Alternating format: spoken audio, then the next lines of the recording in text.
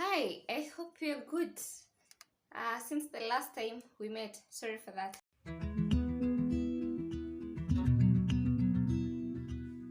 Hi, I hope you're good since the last time we met. Welcome to Wandia's space and Wandia's world.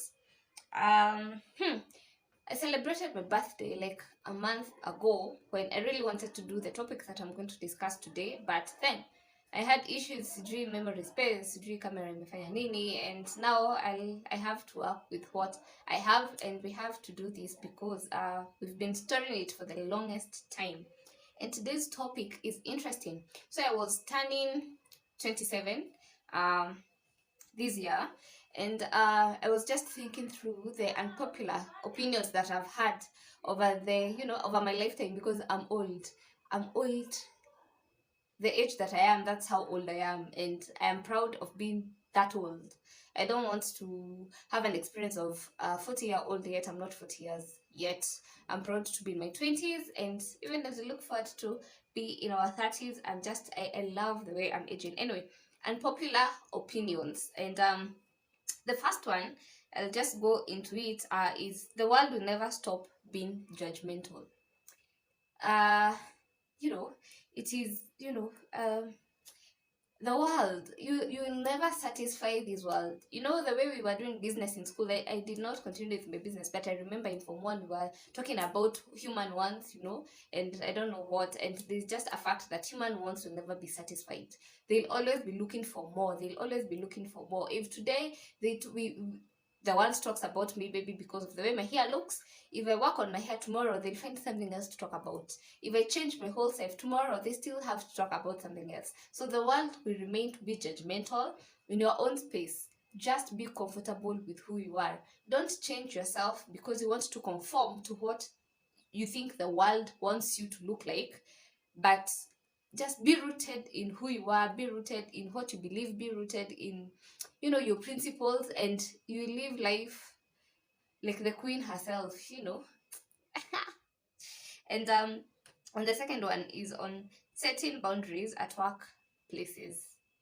You guy my guy you guy my guy Abu, raise up your hand where you are, even though you have not set boundaries at your workplace. This thing we always say in our workplaces, we are like a family, until you realize you're not a family anymore, until you get sick and you realize it's only one or two people out of your whole number of colleagues that will get to call you every day to know how you're doing and how you're faring on, until you are sacked from that job. Man, you wake up in the morning and you're told, today we have no space for you, kindly see the door. That's when you'll know that place is not your family. Yes, you might be friendly, you might operate, but I believe we need to set boundaries in our workplaces, mostly when it comes to our own family issues and our private life. We need to separate this life from our work spaces. You don't need to tell everybody in your workplace what you're going through at home. You don't need to tell everybody at work, mpaka the subordinates know. So and so yesterday they had a fight with the husband, or so and so yesterday they had a fight with the wife, or so and so has broken up with the girlfriend. Get a few people who you can share because you cannot avoid it, but being just open and stepping and allowing everybody to step in your own space in your workplace, even kwa watu huwa wanakufa haraka, because your business becomes everybody's business and their business becomes your business, and whatever took you to that place is actually the business of the owner of the company. That's all, and done deal. The other one is life is not going to go as planned, but stick to the goal. Shift the method. When I was writing things, I was thinking about my own life as a person, and when you look back, maybe when you are 16 or 15, you always knew I'm going to finish school at my age. Nowadays, the Generation Z, they have different perspectives and goals of life. But me, from my age, I think a lot of us, even my classmates in high school, our goal was to maliza shule, tuende high school, college, tuolewe, tupate watoto, tupate kazi, blah, blah, blah. Then, oops, life happens. You are 23, you're not married. You're 25, you don't have a stable job. You're 27, actually you've not finished your education. You're 30, you've not started that business that you always wanted to start when you are 10 years old. You don't have that house, you don't have that car. In general, life just happens, and it happens differently to everyone. There are some who fulfill, we call them early bloomers. There are some who fulfill these dreams on time, venye wamepanga, that is how it will happen. Na kuna wengine wetu, you really have to work hard and strike it hard for you to achieve these things. So please, what I've learned in life so far is I won't be hard on myself. If I plan my year calendar and whatever my year objectives, and maybe by mid-year, like now my birthday is at mid-year, I have not achieved even one of the goals that I wanted to achieve in that first half, do I kill myself because of it? No, I still have the other half to do what I could have done in the first half, and whatever remains, I'll push it forward to next year and we try again. Life is always about trying again. I have lost my jobs, but my job, do I die because of that? And because, and some of us are really, we have planned ourselves, in that cocoon of the workplaces that we do and the salaries that we get, then you're sacked. I'm one victim of a person who lost their job. Do you die because of that? Yes, it's not easy when life doesn't happen the way you want, but there's always hope for you to rise up and start again and try it again tomorrow. Something else will change along the way.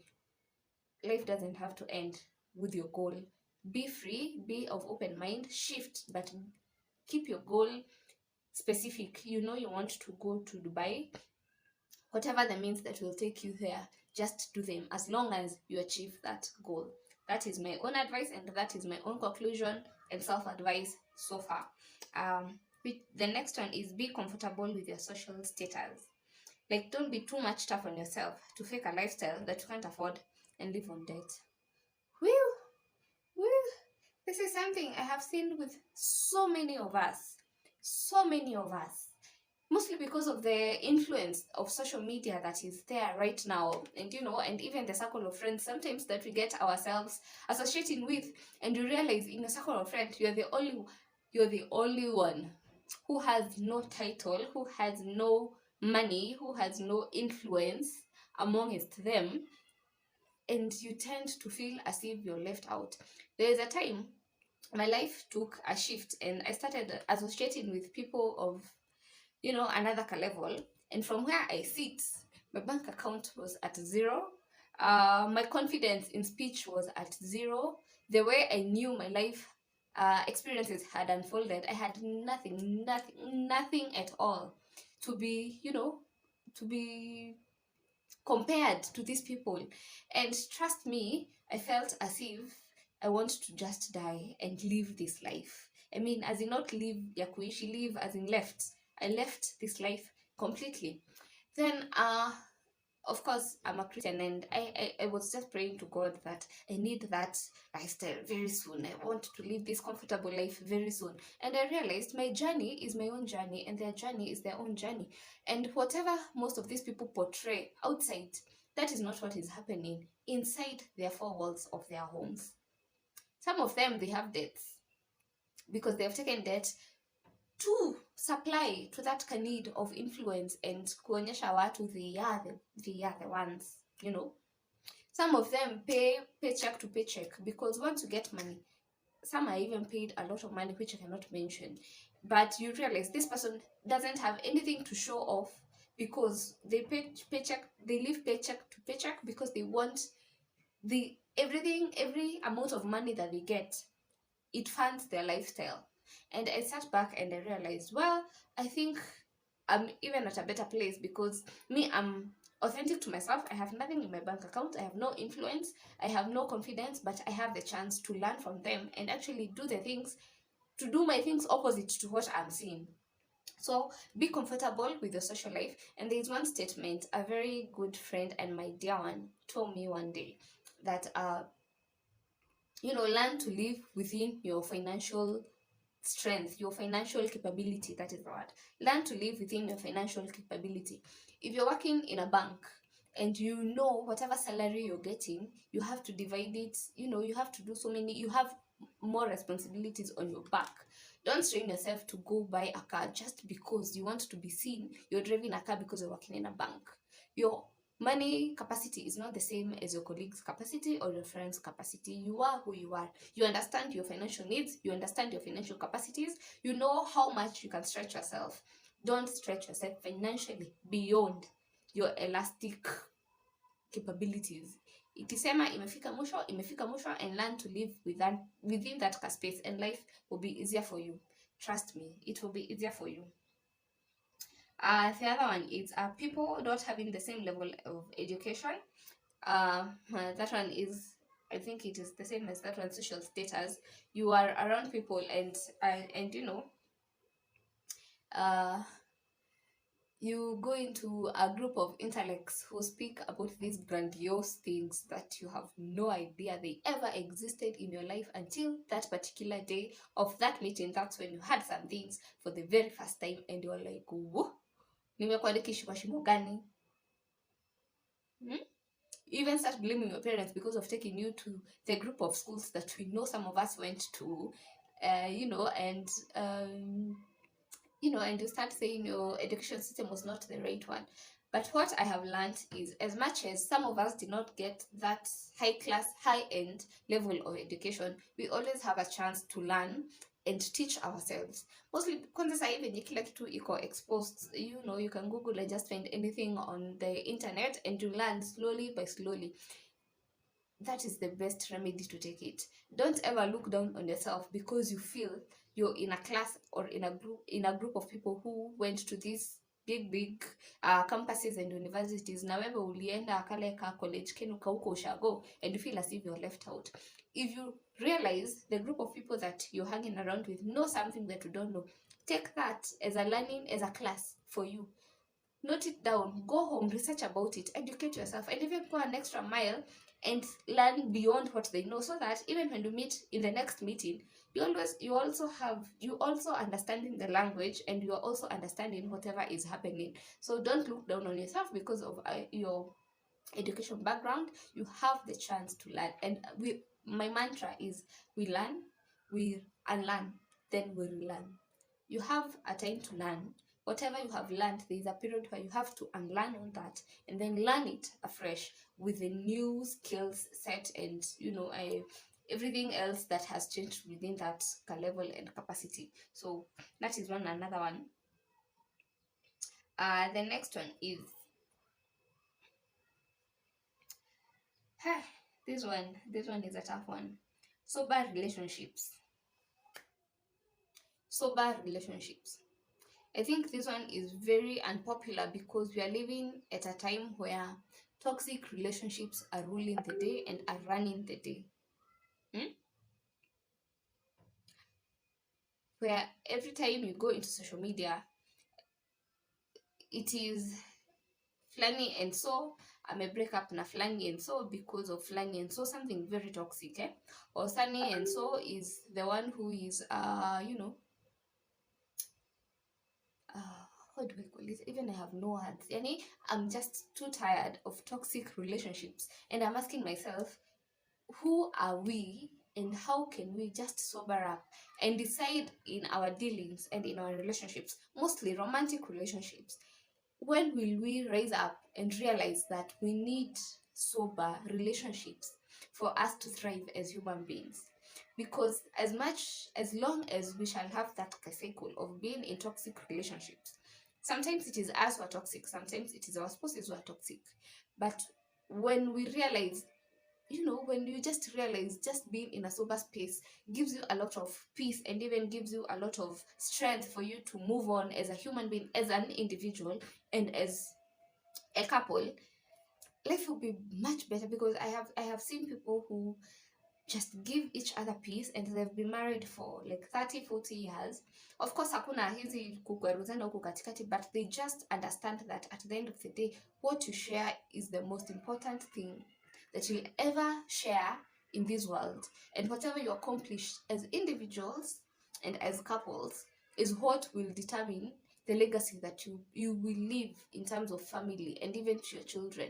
Because we are raising children in very toxic relationships, that these children grow up with these traumas in their heads, that even when they try to make for themselves sober relationships, They are just dysfunctional human beings because they have nowhere to reflect to, they have nowhere to emulate. Oh, that word. Sober and mature and peaceful and thriving relationships.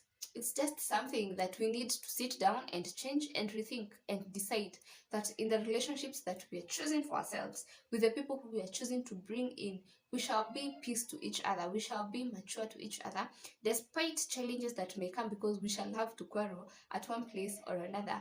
We shall be grounded in the beliefs and in the principles that we are here to stay and we are here to work it out, and not just work it out for the sake of you being in your marriage to someone else or you're in a relationship to someone else, but working it out because you have a goal purpose to do this life together. And I think the person who you choose to share this life with is that, you they should just be people who are really willing to live life with you, because you get to live your own life maybe for 30 years alone, then for the next 30 or 40 years you are with this other person. I mean, that is almost half your lifetime that you are with another person, alafu uamue tu, I'm going to marry this girl and just give her trouble and peace. I mean, for what exactly? That is my question. For what? So but relationships, it's something that we should really, really, really consider even as we move forward, and it's something which is not popular, and how I pray that it becomes something popular in our day and time. The other one is having good etiquette and manners. I mean, 20 years ago, etiquette and manners, si kila mtu alikuwa nayo, but at least it was something which people really adored. Nowadays, I just go, because me, I'm an old soul, I'm brought up in the old system where, we are told to say thank you, we are told to say sorry, we are told to say excuse me, you're told to own up to your own responsibilities and mistakes. And all these things are, when you're in front of people, there are things that you ought to do as a person, there's a way you ought to present yourself as a person. And oh damn, and then you just go and meet with a group of people who have no idea what all these things mean. And funny enough, I realized when you're dealing with diplomats, diplomacy, these are the little things that will make you stand out in such places. You might be arrogant in your own way, you might be kichwa and whatever in your own way, but once you're in public places, once you're in places where you need to behave, there are just levels of etiquette that we ought to portray out there, and it will give us respect and honor. Trust me. I was I was going through I was doing a documentary. I was watching a documentary of Diana on how she liked to dress. Of course, she's not from the royalty, and don't quote me, but this is it. She's not from the royalty. She was married into. And every time she went into other nationalities, she always made sure that whatever outfit she's putting on is decent. Long, it has long sleeves, her hair is well kept. It's presentable.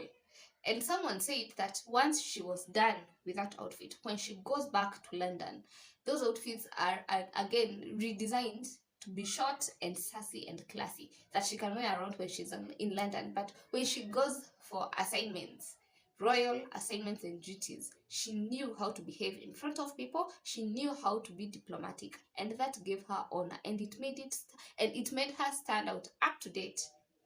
People still talk about her dressing, and I think it is something which we should emulate as young people and even as old people in our times. We should know the environments in which we are going and we are stepping into, and dress accordingly and act accordingly to the people who we shall meet in that place. There's this rule of you saying that you are you, and you don't care about what other people say, but trust me, they're just simple things. Simple things. If you just swallow your pride and do them, even if it's just for an hour, and you leave that door and become someone, the person who you want, everything changes for you.